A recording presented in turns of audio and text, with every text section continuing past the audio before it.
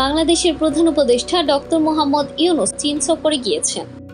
কিন্তু এই সফর শুধু বাংলাদেশ কিংবা চীনের জন্য নয়, এটি ভারতের জন্য এক অস্থির মুহূর্ত হয়ে দাঁড়িয়েছে। কেন? কারণ ভারতের দক্ষিণ এশিয়ার প্রভাব ধরে রাখতে চীন বাংলাদেশ সম্পর্কের আরো গভীরতা ভারতের জন্য একটি বড় চিন্তার বিষয় হয়ে দাঁড়িয়েছে।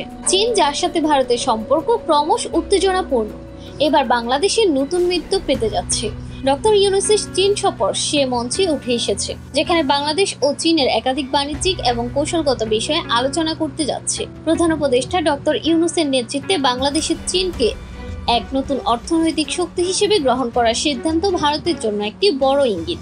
কিন্তু প্রশ্ন হলো, ভারতের চিন্তা কোথায়? চীন এবং বাংলাদেশের শক্তিশালী সম্পর্ক ভারতের সীমান্তে প্রভাব ফেলতে পারে, বিশেষত যখন ভারতেও এই অঞ্চলে নিজেদের আধিপত্য বজায় রাখতে চান।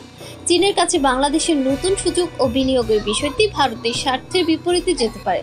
বাংলাদেশের চীনের বৃহত্তম বিনিয়োগ এবং বাজারে প্রবেশ ভারতের জন্য এক বিপজ্জনক পরিবর্তন হতে পারে। ডক্টর ইউনূসের এই সফর শুধু বাণিজ্য বা অর্থনীতি নয়, এটি একটি কৌশলগত পদক্ষেপ যা ভারতের দীর্ঘমেয়াদী পরিকল্পনাকে চ্যালেঞ্জ করতে পারে। এই সফর যদি সফল হয় তাহলে দক্ষিণ এশিয়ার ভূ রাজনৈতিক ভারসাম্য এক নতুন দিকে চলে যাবে। প্রধান উপদেষ্টা চীন সফরে ভারতের ঘুম কেন হারাম? কারণ এটি এক নতুন কৌশলগত জোটের সম্ভাবনা তৈরি করেছে, যা ভারতের দক্ষিণ এশিয়ার আধিপত্য বজায় রাখার স্বপ্নকে চ্যালেঞ্জ করতে পারে।